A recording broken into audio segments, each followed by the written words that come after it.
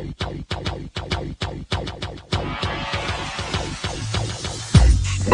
to the Odds Breakers, number one place for shared sharp betting information. All right, welcome back to podcast 49 of 2018. This is actually our 90th podcast. I'm your host, Kiev O'Neill. You can tweet me at the Public Dog, or you can tweet us at the Odds Breakers. Just watched my Bears lose to the Patriots. The score was like 1,000,007 to 1,000,000. Bears gave up 2 special teams touchdowns, 1 kickoff return and 1 block punt touchdown. So the score really should have been 1,000,000 to 999,993.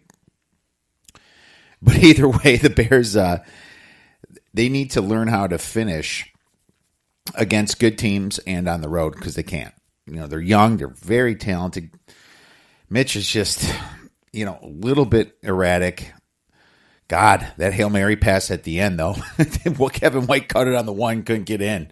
That was pretty exciting, but that's why you can't turn these games off because of how close that one was. I think the Bears were the biggest sharp bet this week, and it was lost. Lots of sharps lost. Cleveland and Tampa is in overtime right now. But we usually start this episode with some college football recap. This episode is sponsored by uwager.eu for a 50% sign-up bonus. Please visit uwager.eu. Use the promo code TheOddsBreakers. Terms and conditions apply. If you'd like to help us out, we'd love to help you out. Please become an Oddsbreakers member by going to theoddsbreakers.com. Click on Patron Subscriber, and for $12.99 a month, you will be an Oddsbreakers member, and we'll give you our premium picks when we make the picks before the line moves. If nothing else, you'll get the podcast before most people get it. And if you'd like, please visit theoddsbreakers.com and sign up for our free picks newsletter. So we were 10-7 last week. Should have been 10-4, but I guess I got too excited trying to fade the good teams like the Bamas, the Clemsons, the Michigans with their giant spread.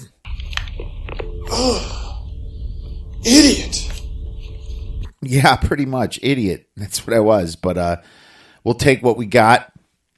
I guess maybe subconsciously I just don't want to see the same teams every year or something. I don't know. But, it just seemed like a really flat spot for a few of them, and it didn't matter. They got up for the big games. Clemson got up for NC State. And, of course, Alabama, they get up no matter what. I think they're just so good that they don't even have to try. They're just absolutely ridiculously good. Michigan covered against a very bad Michigan State offense. They shouldn't have even scored that game. Michigan, when it was 7-7, I thought I was fortunate to still be in that at +8, but I didn't deserve that one either. I'll take the 10-7. The one that I should have faded was Ohio State, and that Tyler Trent kid in the wheelchair, not going to lie, I got a little teary-eyed myself on that. So happy that Purdue won that game with that kid being there. Just awful what he's going through in life. It makes you think about what your little problems are. And, you look at this kid, you probably should feel pretty good about your situation when this kid's puking 24 hours before the game and doesn't even know if he's going to make it to watch his team beat the Ohio State Buckeyes. I think there's even some Ohio State fans that are probably happy for him, man. I bet there are. And this was a really cool story. And it makes me just thank God, that me and my family do not have those kind of problems. And if you're in your family do, definitely God bless you. But that was an amazing story. And I was very fortunate that I got to watch that. Speaking of that game, Dwayne Haskins had 470 yards, 2 TDs, 1 pick. He did pretty well. They just couldn't run the ball against Purdue. I don't know how. I think they're trying to run too late and they just overthrew in the beginning of the game. But Purdue played better that game. They were the better team that day. Just because a team beats a team doesn't mean they're better. The better team. You're not going to have Purdue power ranked over Ohio State. This is just one of those, 1 or 2 out of 10 games that Purdue's going to beat them. And they did an amazing job. David Blow, whatever. 378 yards, 3 TDs. DJ Knox, 128 yards rushing. Pretty awesome. Rondale Moore, stud. 170 yards receiving and 2 touchdowns. God, that kid gets open. And he freaking speeds, man. That was an exciting game. I'm really glad I got to watch that game. Alabama destroyed Tennessee. Don't really have to talk a lot about that. I thought Tua, I thought he was going to be a little bit more beat up, but no, he came in fine. And 306 yards, 4 TDs. Took care of business. Clemson got up for their business as well. This is the last threat we have as NC State to make the college football playoffs. Well, last major threat, but as you can see, any team could hiccup. 41-7. NC State couldn't move the ball. They couldn't. Their receivers couldn't get open. Clemson was too athletic and too good. Trevor Lawrence had 308 yards. Pretty awesome performance by Trevor Lawrence.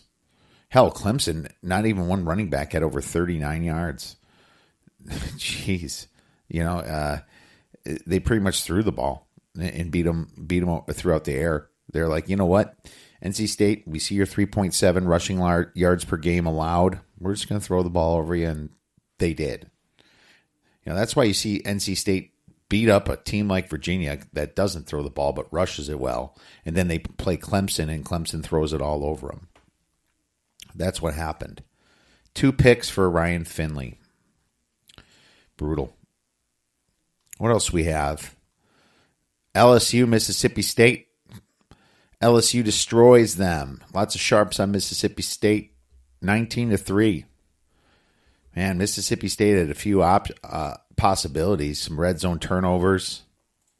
Like I said, Nick Fitzgerald, man. I don't think he's not a Joe Moorhead kind of guy. 4 interceptions. 8 for 24. Very poor quarterback outing. They ran okay, 200 yards. Nick had 131, stayed on his feet. Joe Burrow, no touchdowns, 129 yards. But their defense did it. You look at the stats here. I believe Mississippi State had 260 yards. And LSU only had 239 yards. You would have thought Mississippi State won this game, but that's what happens. The turnovers, 19-3. I mean, it doesn't even look like Mississippi State did anything, but they outgained them. Interesting stat right there, or a couple of stats. Michigan State, Shea Patterson, third, fourth quarter, poised, 212 yards, 2 touchdowns, that's all he needed. Brian Lewerke, 66 passing yards. All right. LJ Scott, 10 carries, 25 rushing yards, 2.5 yards per carry. There's guys in the negatives. Michigan State netted 15 rushing yards. Michigan, Karan Higdon, 144 yards. They netted 183 yards. Michigan was just the better team there. Michigan State was fortunate just to lose by 14. I was too low on Michigan. I apologize to Wolverine fans. They are legitimate right now against Ohio State. I have them at a pick'em and possibly would lean towards the Wolverines here. And yeah, maybe am I overreacting right now? Maybe from Ohio State's loss. I don't know. But in my power rankings, it's a pure pick'em, and the momentum has to go with Michigan. Ohio State's got a few issues. I think they'll fix them. They always do. They'll probably destroy the next opponent. But, I think it's we'll take a look and see who they're playing. Oklahoma TCU, one of our shining spots here. Oklahoma, we had 7.5. They won by, 25 points or so. Yeah, it wasn't too close of a game. Well, I guess it was close at the first half, but then third quarter pulled away. Fourth quarter outscored them 14-0. Kyler Murray, 4 touchdowns, 213 yards. Kennedy Brooks, 168 rushing yards and a TD. You know, it was a get-up spot after a bye for Oklahoma. Had to hit it. Another feel bad for the Sharps on the UCF East Carolina game. East Carolina's possibly going to score. You know, bring it into within 1 touchdown on the 3rd-yard line. The quarterback jumps up in the air, fumbles the ball, and they score a touchdown. 14-point swing took this East Carolina completely out of the spread. UCF wins by 27 points. That's pretty. That's the danger of betting on smelly dogs. They can really smell it up. They can just root it for you. Wazoo coming through against Oregon. And I'll tell you right now that being outscored 17-0 in that third quarter got some people worried. It worried me a little bit. I had Wazoo. I mean, I was like, Jesus, they scored 27-0 in the first half, and you're thinking letdown city here, but they were able to hold on. Game day was there. They had to win this game. That's why this spread went from +1.5 all the way to -3 to Wazoo. I mean, we took it at Pick'em, sent it out to our members, but damn, that was a little bit more of a nail biter towards the end, wasn't it? Minshew had 323 passing yards, 4 TDs. Justin Herbert had 270 yards, 6.1 yards average per pass, 1 TD. And they really couldn't run the ball. Neither team really ran the ball. You know, it's funny. Washington State when they did run the ball, it was pretty good. Williams had like some nice little pops because they're never expected to run. So their passing game sets up the run. You have to do it. 5.9 yards per rush for James Williams. So Wazoo got it done. Let's see what happens next week, right? And then, you know, Washington took care of Colorado but didn't cover. Penn State was in a scare at Indiana and eventually won 33-28. Maryland couldn't score against Iowa. And anything off the radar? UAB came back against North Texas. That was an interesting game. I tried to flip it as much as I could to that one between the 2 TVs I had, but there's just some more important games on at the time. But that was a cool game. Oh, forgot to mention, Temple versus Cincinnati. Wow, did the Sharps luck out on that. Bad beat for anybody that bet Cincinnati. That game went to overtime. 3.5.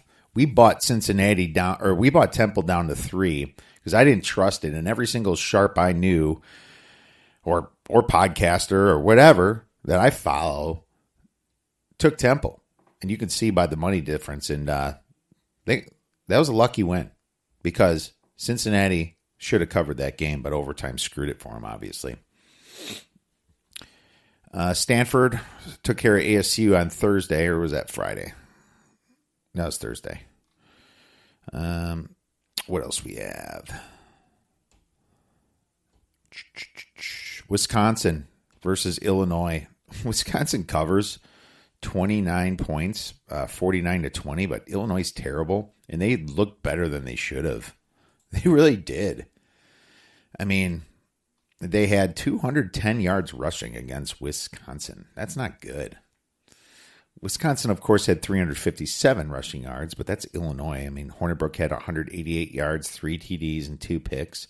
Some of my friends, as well as Wisconsin people, are calling for Hornibrook's head. Some of these people have been doing it for the last 2 years. I just don't know if their next best guy is as good because we never see Jack Cohn. Doesn't matter. Be nice to get a New Year's Bowl for the Badgers. What else we got? Or if I want to be proper, what else do we have? I think Buffalo. Yeah, Buffalo. We were all over Buffalo. God, they were losing at halftime 17-7 and, turned it on. Toledo couldn't score the second half. Very wet, rainy game. Tyree Jackson, 326 passing yards in the win.